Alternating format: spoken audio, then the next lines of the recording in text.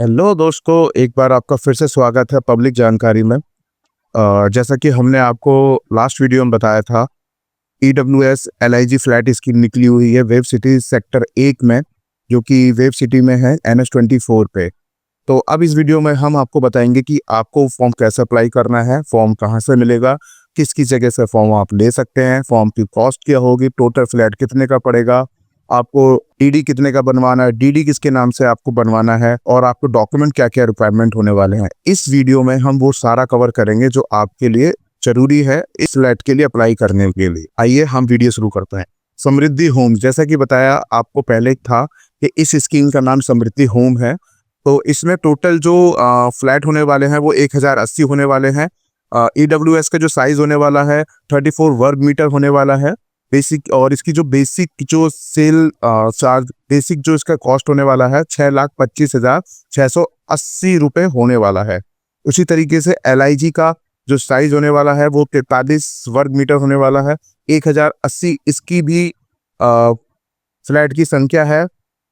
इसकी जो कॉस्ट होने वाली है वो 13,57,097 रुपये होने वाली है। इन दोनों का ही 10% आपको स्टार्टिंग में रजिस्ट्रेशन के टाइम DD बना के सबमिट करना होगा फॉर्म के साथ।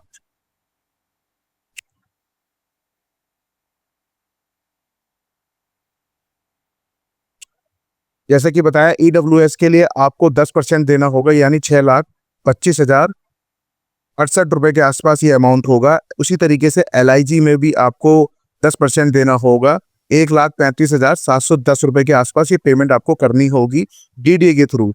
जो DDA बनेगा वो आप मेरे PPT में देख सकते हैं।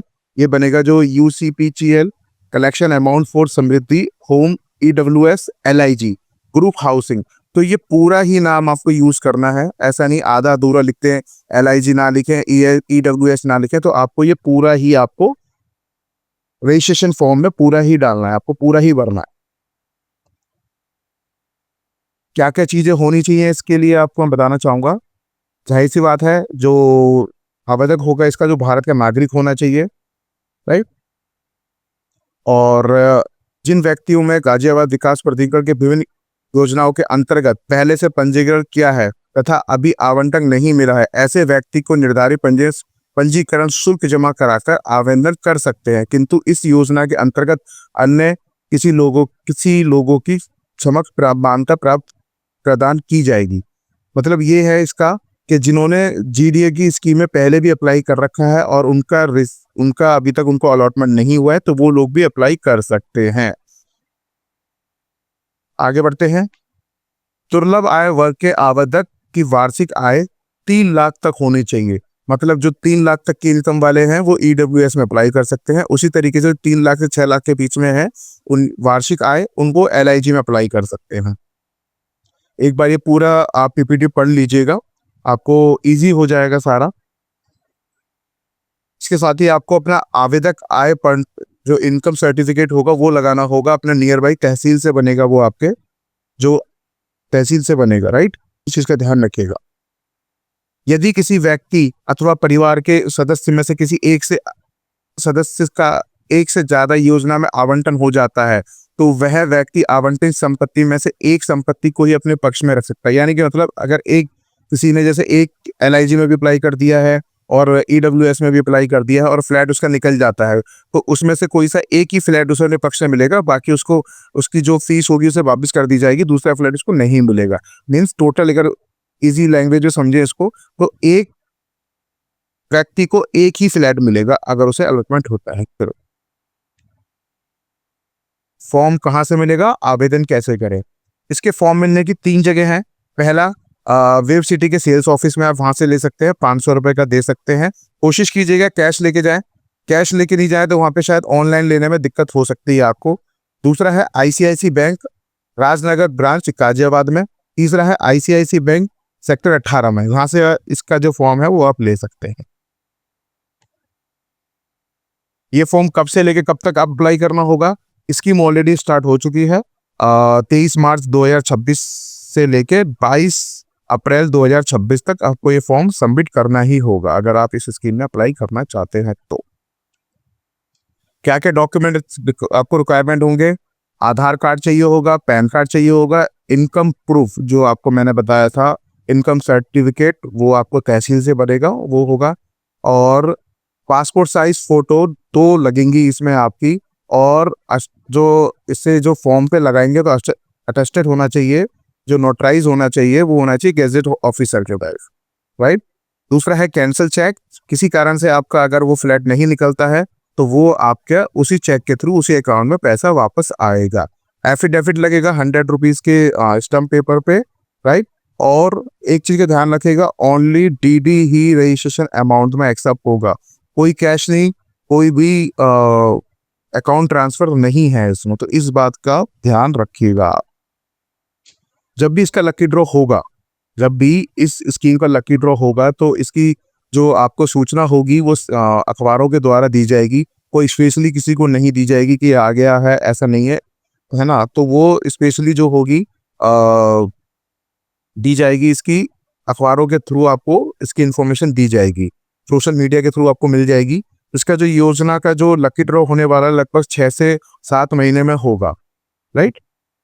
अब पेमेंट की बात कर लेते हैं। इसमें ड्रॉ के आधार पर सफल आवेदक आवंटित भवन की अनुमति मूल्य का 20% आवंटन पत्र जारी होने के बाद 2 माह की अवधि में अंदर बैंक ड्राफ्ट के रूप में आवंटन उल्लिखित बैंक में जमा करना होगा।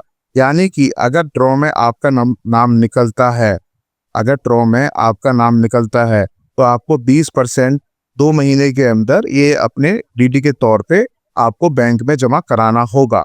और बाकी जो किस्तें हैं वो आपको जो 80% किस्तें होंगी वो 12 त्रैमासिक यानी क्वार्टरली 3 साल तक की MCLR प्लस 1% ब्याज की देनी रही होगी के साथ आपका जोड़कर आपको किस्तें बना दी जाएंगी, राइट। एक चीज का और है इसमें स्पेशली है, अगर कोई एक बार में ही 80% पेमेंट कर देता है 120 दिन के अंदर तो उसको 5% तक की छूट दी जाएगी। आगे बढ़ते हैं।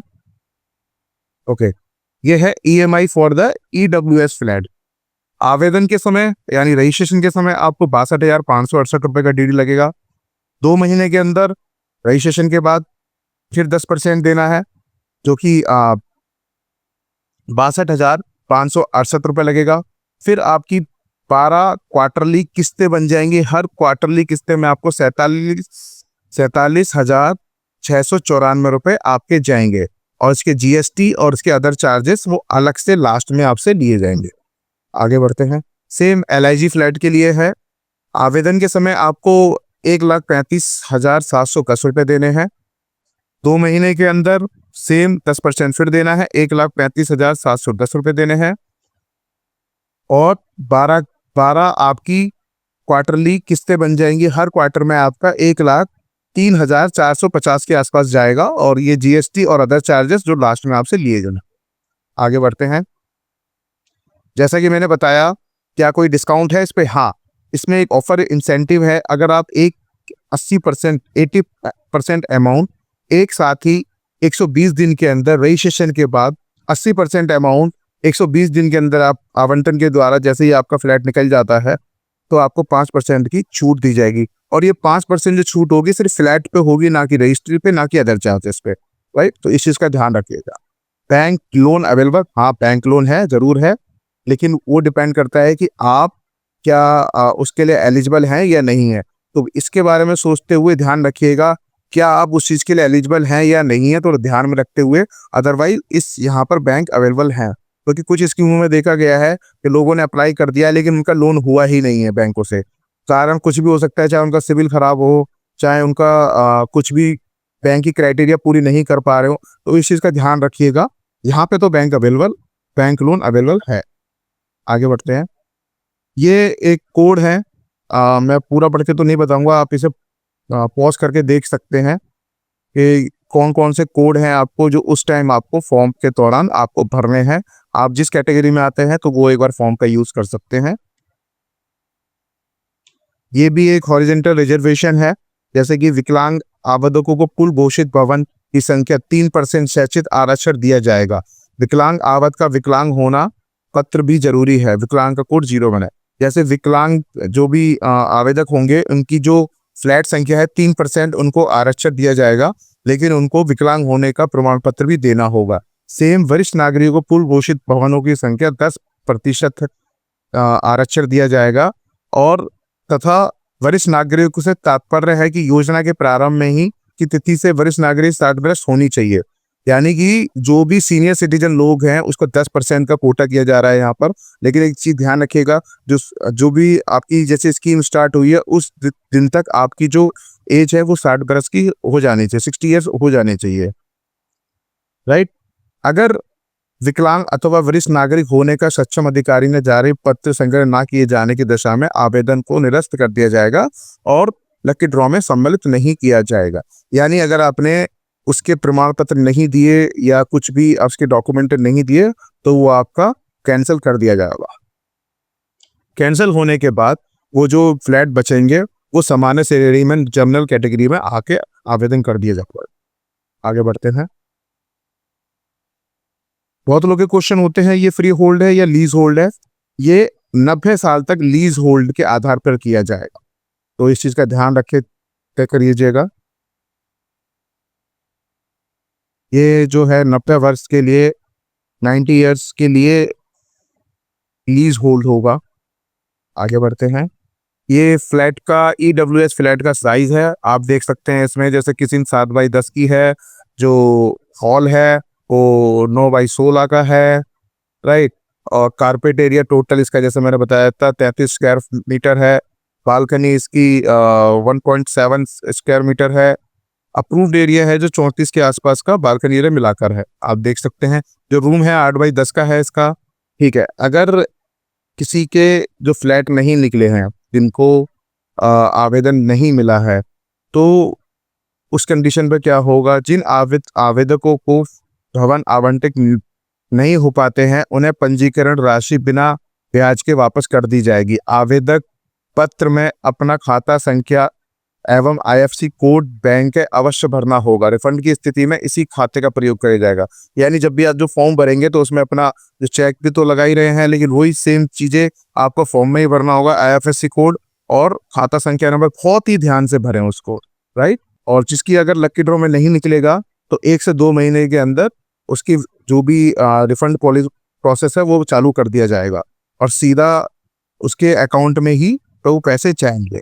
ये फॉर्म है, जैसा फॉर्म मिलेगा, जैसे पासपोर्ट साइज है, यही फोटो लगा के आपको अपना गैजेट ऑफिस से आपको अपना अप्लाई कराना है, मतलब स्टंप लगवानी है कि ये गैजेट ऑफिस नोटराइज कराना है एक तरह से, राइट।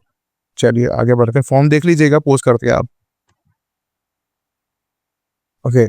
इसके बारे में ही पढ़ सकते हैं, पोस्ट करके देख लीजिएगा। ये फॉर्म का लिया हुआ है, कोई हो तो आप चेक कर लीजिएगा, एक बार पॉज करके पढ़ लीजिएगा इसको। डॉक्यूमेंट क्या क्या लगेंगे आपके, Aadhaar card, PAN card, income proof जो कि इनकम सर्टिफिकेट है, passport size photo, right. Reservation certificate अगर जरूरत पड़ी तो कैंसिल चेक, एफिडेविट, जो 100 रुपीज़ के स्टम्प पेपर पड़ेगा, ओनली ड्राम जो आपकी ओनली DD बनेगा for the registration amount extra, right. तो ये थी आज की वीडियो में आपके लिए समृद्धि होम्स के लिए। जितना मैंने कवर किया मैं कोशिश करूंगा नेक्स्ट वीडियो में और भी कवर करूं। मैं जानता हूं बहुत सी चीज़ छूटी हुई हैं अभी, बट मैं कोशिश करूंगा कि नेक्स्ट वीडियो में हम इसे कवर कर सकें। और कुछ भी अगर आपको डाउट है तो आप मैसेज करके पूछ सकते हैं, मैं कोशिश करूंगा आपका रिप्लाई करने के लिए। और तब तक के लिए thank you so much. Like करें, सब्सक्राइब करें और अपने रिश्तेदारों सबको ये पूरी वीडियो भेजें ताकि ज़्यादा से ज़्यादा लोग अप्लाई करें। ना जाने कब किसका अपना घर बन जाए। तो बहुत बहुत धन्यवाद, थैंक यू सो मच।